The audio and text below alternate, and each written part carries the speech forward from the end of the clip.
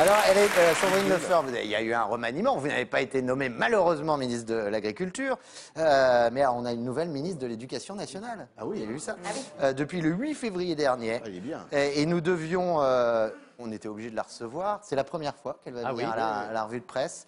Voici Madame Nicole Belloubet. Ah.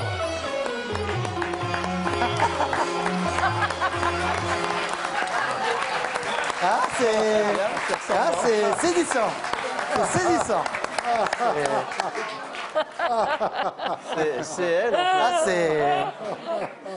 Moi, pendant 2 secondes, cette musique, bonsoir à tous, cette musique planante, ça me rappelle ma jeunesse, les fleurs dans les cheveux, vous voyez, les booms chez le fils du charcutier, les cigarettes à l'eucalyptus dans les toilettes du lycée. Enfin, je m'égare. Merci de m'accueillir dans votre groupe de parole. C'est amusant cette ambiance comme ça. C'est pas, on se croirait un petit peu dans, je sais pas, dans une réunion des alcooliques anonymes. Bonsoir, je m'appelle Nicole. Bonsoir, Nicole. Je ne savais pas, je ne croyais pas si bien dire. Alors, je suis venue évoquer ma dépendance à la politique. Jeune fille, oui, j'ai été jeune fille. C'est quand François Mitterrand passait à la télévision que j'ai commencé à boire.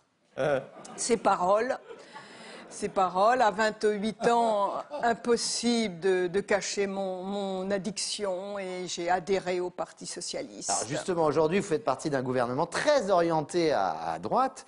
Ça ne vous gêne pas? Je suis en cure de désintoxication. C'est-à-dire que j'entre au Conseil des ministres avec mes propres convictions et j'en ressors avec celle d'Emmanuel Macron. Enfin, bon, celle du moment, hein. Oui. Étant donné que les convictions politiques du président ne sont pas forcément les mêmes le matin, le soir et l'après-midi.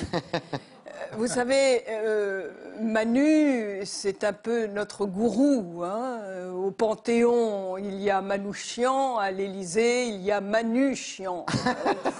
Alors, il faut quand même reconnaître que votre retour au gouvernement en a surpris plus d'un. Ah, mais moi, la première, cher monsieur. Mais je pense que notez que chaque fois, je sers de roue de secours quand un ministre ne tient pas la route. Vous avez remarqué, j'ai succédé à François Bayrou qui a tenu 35 jours à la justice. Aujourd'hui, c'est à Madame AOC. 28 jours, je vais finir par faire imprimer des cartes de visite professionnelles SOS Belloubet dépannage ministériel en tout genre. Alors, on vous accuse de laxisme. Quelles sont vos prochaines mesures? Alors, je vais prendre des mesures extrêmes. Oula. L'autorité ne me fait pas peur. 1 heure de retenue pour un lycéen qui viendra à l'école avec une arme blanche. Oui, dis donc. Pour commencer. Pour tout trafic de stupéfiants à l'intérieur du collège, une lettre de semonce sera envoyée aux parents. Et si l'élève commet un acte d'incivilité envers son professeur, qu'il tente de l'assassiner par exemple, on lui fera recopier 100 fois « Je dois respecter le professeur ».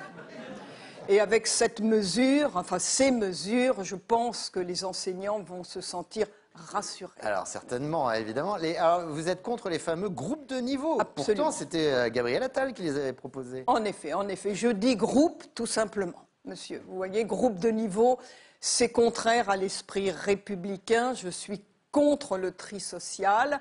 D'un côté, l'élève brillant, et de l'autre, celui qui a moins d'appétence pour le travail scolaire, en manifestant un léger déficit de motivation, induisant une phase de repos intellectuel.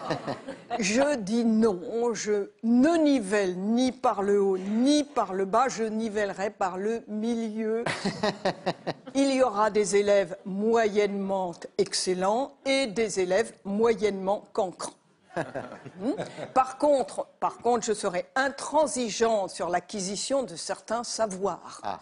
Il faudrait dans l'absolu, je dis bien dans l'absolu, atteindre l'objectif suivant, que chaque élève de terminale sache lire et écrire avant d'intégrer l'université. Alors, je sais, ça va être difficile, mais on peut y arriver avec l'aide des équipes pédagogiques. Le pire, c'est que c'est la réalité. Oui, c'est ça. En 2016, vous fustigiez dans un article le port de l'uniforme à l'école. Ah oui, oui, monsieur, mais ça, c'était avant. C'est ce que j'appelle aujourd'hui le droit à l'erreur dans les processus d'apprentissage. D'ailleurs, Emmanuel Macron, ça fait 6 ans, lui, qu'il expérimente le droit à l'erreur dans son propre processus d'apprentissage et ça n'a pas l'air de le gêner. Alors, pour cette histoire dont vous me parliez, monsieur l'uniforme, je vais vous faire un aveu. J'ai moi-même porté la blouse au collège, comme beaucoup d'élèves de ma génération. Et avec le recul, je m'aperçois que j'en ai gardé une agréable nostalgie. Et c'est cette nostalgie que j'aime. Elle vient de là, elle vient des blues. Elle vient de là, elle vient des blues. Merci Madame Belloubet. Merci beaucoup.